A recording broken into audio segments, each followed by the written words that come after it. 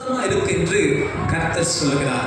இந்த காலை நேரத்தில் தாழ்மையா சொல்றேன், யார் மேல தேவ கோபம் இருக்குன்னா, யாரை கண்டு ஆண்டவர் கோபப்பட்டு நீங்கள் மாயமான காரா இருக்கிறீர்கள், நீங்கள் இப்படி பொல்லாததை செய்கிறீர்கள் என்று யாரை பார்த்து சொல்லுவார்னா, பாரம்பரியத்தை ரொம்ப பிடிச்சுக்கிட்டு, சடங்காச்சாரங்களை ரொம்ப பிடிச்சுக்கிட்டு, கர்த்தருடைய வார்த்தையை அசட்டை பண்ணி கர்த்தருடைய வார்த்தையை கை கொள்ளாம போறவங்களை பார்த்து ஆண்டவர் ரொம்ப வேதனைப்படுவார்.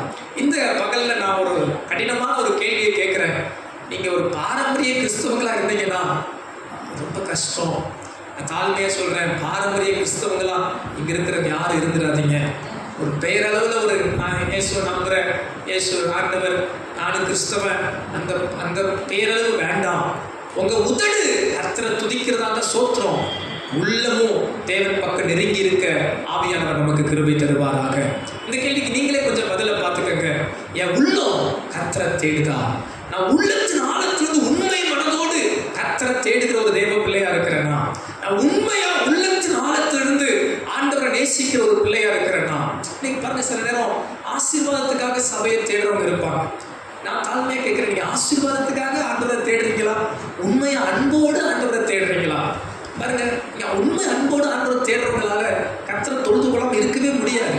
ஞாயிற்றுக்கிழமை ஆராதனை அவங்களால மிஸ் பண்ணவே முடியாது. வாழ்நாள்ல கோடி ரூபாய் கொடுத்தாலும் அதெல்லாம் அவங்க பெருசுப்படுத்த மாட்டாங்க. 9 மணி ஆராதனைக்கு பிரயாசமாவது படுவாங்க. 9 மணிக்குள்ள போகணும், ஆண்டவரை தொழுது கொள்ளணும், தேடணும், கர்த்தருடைய சத்தத்துக்கு கீழ்ப்படியணும், வாஞ்சை இருக்கும். அவங்களுக்கு நம்ம சொல்ல தேவையில்லை. நீங்க போய் நீங்க ஜெபம் பண்ணுங்க, நீங்க துதிங்க, நீங்க ஆராதிங்க, நீங்க வார்த்தைக்கு கீழ்ப்படிங்க. ஏன்னா அவங்க சடங்காச்சாரமான கிறிஸ்தவர்கள் அல்ல, உள்ளத்திலிருந்து கர்த்தரை தேடுகிறவர்கள், கர்த்தருடைய வார்த்தைக்கு நடுங்குகிறவர்கள். ஆண்டவர் சொல்றார் பாத்தீங்களா, என் வார்த்தைக்கு நடுங்குகிறவனையே நோக்கி பார்ப்பேன். பாரம்பரியமான கிறிஸ்தவங்கன்னா பாரம்பரியமா இருக்கலாம். சில இடங்களுக்கு நாங்கள் ஊழியத்துக்கு போகும்போது, சர்ச்சுக்கெல்லாம் போவீங்களா கேட்டா கண்டிப்பா போயிடுவோம். பாஸ்டர், வருஷத்துக்கு 3 முறை போயிடுவோம். கிறிஸ்துமஸ்க்கு போவோம், புது வருஷத்துக்கு போவோம்,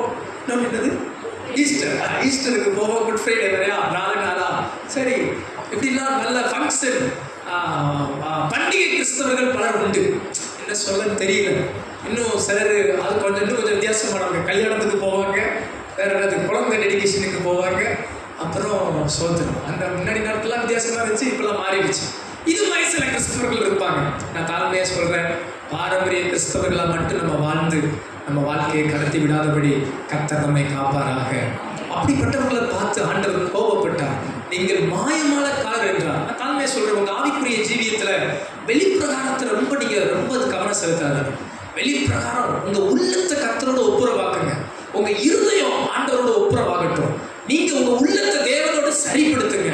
உங்க உள்ளத்தை தேவனோட ஐக்கியப்படுத்துங்க. உங்க தனி ஜெபம், ஆண்டவருடைய வார்த்தைக்கு கீழ்ப்படுகிற ஜீவியம், கர்த்தருக்கு முன்பாக உண்மையும் உத்தமமா நடக்கிற ஒரு இதயம் உங்களுக்கு இருக்குமானால் நிச்சயம் தாழ்மையா சொல்ல முடியும், கர்த்தர் உங்களை ஆசீர்வதிக்கவே ஆசீர்வதிப்பார்.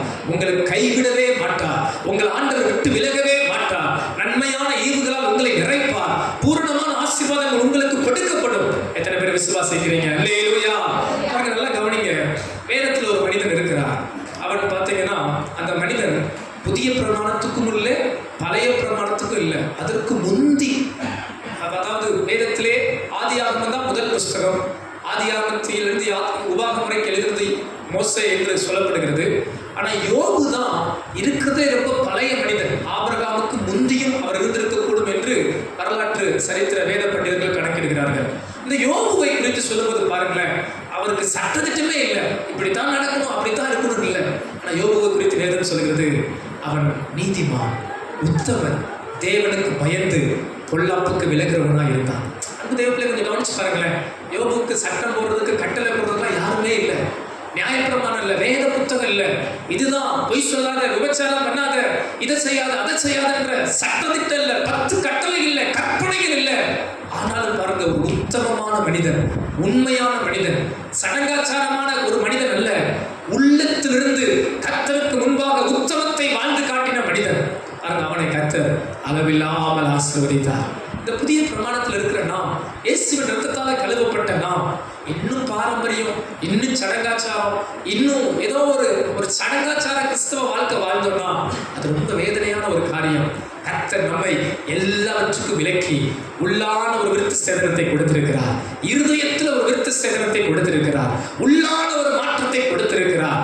கல்லான இதயத்தை எடுத்து சதையான இருதயத்தால் நம்மை நிறைத்திருக்கிறார். தேவ வசனத்தை வாஞ்சித்து கர்த்தருடைய சத்தத்துக்கு கீழ்ப்படுகிற பிள்ளைகளா இருப்போமானால் கர்த்தர் நம்ம மீது பிரியம் கொள்ளுவார்.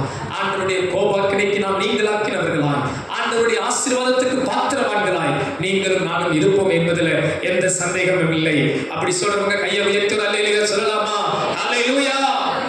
யார் மீது ஆண்டவர் இயேசு கோபப்பட்டார்? பாரம்பரியத்தை பற்றி கொண்டு கர்த்தருடைய வார்த்தையை விட்டு விலகினவர்களை கண்டு ஆண்டவர் கோபப்பட்டார். அது விசுவாசிகளை நல்லா கவனிங்க. இந்த இடத்துல இயேசு கடிந்து கொண்டதெல்லாம் விசுவாசிகளை யாரை பார்த்து? பரிசேயர், வேதபாரகர். அவங்க எல்லாம் தெரிஞ்சோம் பாரம்பரியத்தை பிடித்துக் கொண்டார்கள். அவர்களை பார்த்து ஆண்டவர் கடிந்து கொண்டார். மாயமாலக்காரரே என்றார். அப்படின்னா யோசித்து பாருங்க. அவர்கள் பரிசேயர், வேதபாரகரே ஆண்டவர் விட்டு வைக்கல. நம்மளால சும்மா விட்டு வைப்பாரா? நம்ம பாரம்பரியத்தை பிடிச்சவங்களா அல்ல. கர்த்தரையும் அவருடைய வார்த்தையும் பற்றி கொண்டு வாழ ஆண்டவர் நமக்கு கிருபை தருவாராக. அல்லேலூயா.